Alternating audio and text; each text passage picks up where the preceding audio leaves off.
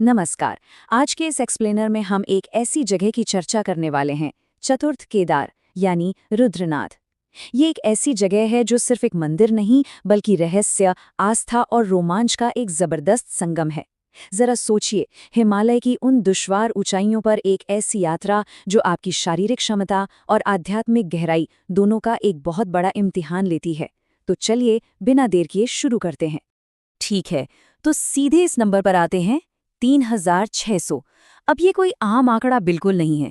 ये दरअसल समुद्र तल से उन मीटरों की ऊंचाई है जहां पहुंचते पहुंचते हवा वाकई पतली होने लगती है और प्रकृति अपने सबसे विशाल, सबसे असली रूप में हमारे सामने होती है। बस कल्पना कीजिए, इतनी ऊंचाई पर खड़े होने का एहसास ही कितना रोंगटे खड़े कर देने वाला होगा, है ना? और यही वो पवित्र गंतव्य है जिसके बारे में आज हम गहराई से बात कर रहे हैं। और सुनिए, इस ऊंचाई तक पहुंचना कोई बच्चों का खेल नहीं है, बिल्कुल नहीं। उसके लिए आपको तय करना होता है 22 किलोमीटर का फासला, और वो भी कोई सीधा रास्ता नहीं, बल्कि एक बेहद थका देने वाली, एकदम खड़ी चढ़ाई। ये एक ऐसा ट्रैक है जो हर एक कदम पर आपके धीरज का टेस्ट लेता है, शारीरिक और मानसिक सहन शक्ति का एक ऐसा बड़ा संघर्ष जो इस मुकाम तक पहुंचने के लिए एकदम जरूरी है। भाग 1, शिव का एकानन रूप, दिव्य मुख। अब यहाँ जो सबसे ज्यादा दिलचस्प बात है ना, वो इस एकानन रूप को समझना है। एकानन का सीधा सा अर्थ है एक मुख। हम सब जानते हैं कि पूरे भारत में भगवान शिव के अनगिनत मंदिर हैं, सही कहा ना? लेकिन रुद्रनाथ का ये रूप बिल्कुल अद्वितीय है। यहाँ विशेष रूप से भगवान शिव के इसी एकल मुख रूप की पूजा की जाती है। ये इकलौता तथ्य इस जगह को बाकी सारे तीर्थों से एकदम अलग और विशिष्ट बना देता है। ये महज एक मूर्ति नहीं है, ये एक बहुत ही गहरी आस्था का केंद्र है।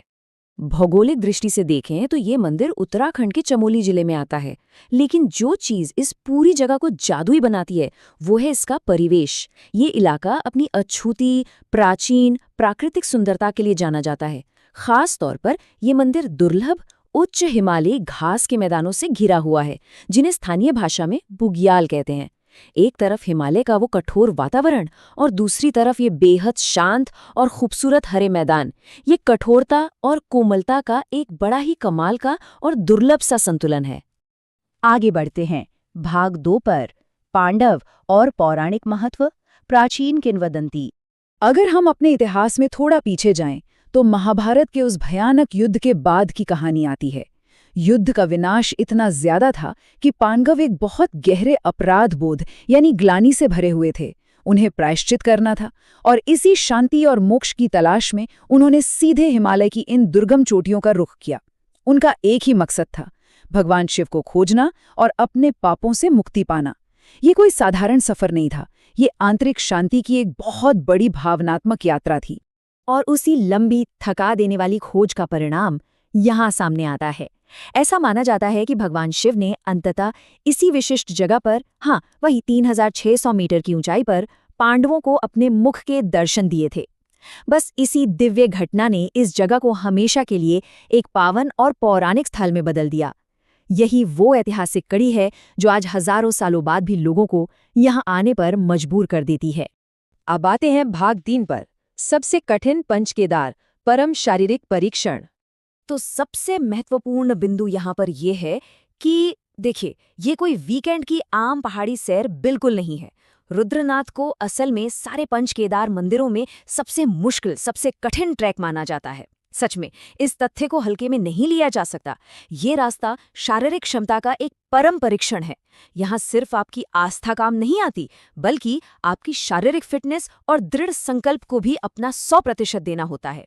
इस चुनौती को एक और चीज थोड़ा और बढ़ा देती है, और वो है इसका सीमित समय। मंदिर के कपाट आमतौर पर मई के महीने में खुलते हैं, और मध्य अक्टूबर आते आते, जिसे कार्तिक संक्रांति कहते हैं, यहाँ तक पहुँचना बिल्कुल बंद हो जाता है। सिर्फ इन्हीं कुछ महीनों का एक छोटा सा समय मिलता है। हिमालय का कठोर और बदलता हुआ मौसम ही ये तय करता है कि कोई कब इस यात्रा पर जा सकता है। प्रकृति के आगे आखिर किसकी चलती है? चलिए अब देखते हैं भाग 4, शीतकालीन पूजा और निवास, मौसमी बदलाव। और ये व्यवस्था बहुत ही शानदार ढंग से दर्शाती है कि कैसे मौसम के हिसाब से भगवान का निवास बदल जाता है। गर्मियों के महीनों में पूजा उसी 3600 मीटर वाले रुद्रनाथ मंदिर में होती है, जो कि काफी ऊंचाई वाली और दुर्गम जगह है। लेकिन जब सर्दियां आती हैं और पूरा इलाका भारी बर्फ से ढक जाता है, तो भगवान की डोली को वहां से नीचे सुरक्षित स्थान पर यानी गोपेश्वर के गोपीनाथ मंदिर में लाया जाता है। ये शीतकालीन निवास बन जाता है। ये व्यवस्था और गहरी आस्था के बीच का एक बहुत ही व्यवहारिक और सुंदर सामंजस्य है। भाग 5 रुद्रनाथ की यात्रा, तीर्थयात्री का मार्ग। आइए आगे बढ़ते हैं और देखते हैं कि वास्तव में ये यात्रा आगे कैसे बढ़ती है। अगर आप इस सफर की योजना बना रहे हैं तो इसके 3 मुख्य चरण हैं। पहला चरण ऋषिकेश से गोपेश्वर तक सड़क मार्ग से एक लंबी यात्रा। फिर आता है चरण 2, आपको पहुंचना होता है सगर गांव, जो कि इस पूरे ट्रैक का असली प्रारंभिक बिंदु है। और फिर शुरू होता है सबसे बड़ा इम्तिहान, चरण 3, वो 20 से 22 किलोमीटर की थका देने वाली एकदम सीधी और खड़ी चढ़ाई। एक आरामदायक सड़क के सफर से सीधा चट्टानों पर चढ़ने जैसा बदलाव निश्चित रूप से ये पसीने छुड़ा देने वाला है। इस पूरी चर्चा का एक सटीक निचोड़ इस पंक्ति में आता है कि ये स्थान आध्यात्मिक शांति और ट्रैकिंग प्रेमियों के लिए एक अद्भुत स्थल है। और वाकई ये बात 100% सच है। ये गंतव्य 2 बिल्कुल अलग दुनियाओं का एक दुर्लभ संगम है।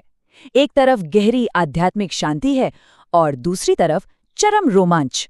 ऐसा संगम आपको दुनिया में बहुत कम ही देखने को मिलेगा। तो इस पूरे एक्सप्लेनेर के अंत में मन में एक बहुत ही गहरा सवाल आता है, क्या इस 22 किलोमीटर की खड़ी चढ़ाई का जो अत्यधिक शारीरिक कष्ट है, जो थकान है, क्या वही असल में वो माध्यम है जो हमारी आत्मा को उस परम आध्यात्मिक शांति के लिए शुद्ध करता है?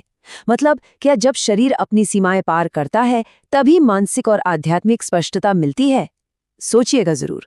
ये एक ऐसी चर्चा है जो एक मंदिर से शुरू होती है पर इंसान के स्वभाव और आस्था के बारे में बहुत कुछ कह जाती है। इसी विचारोत्तेजक सवाल के साथ हम आज के इस विश्लेषण को यहीं विराम देते हैं। उम्मीद है इस गहरी चर्चा से आपको इस खूबसूरत और मुश्किल यात्रा का एक बिल्कुल नया नजरिया मिला होगा।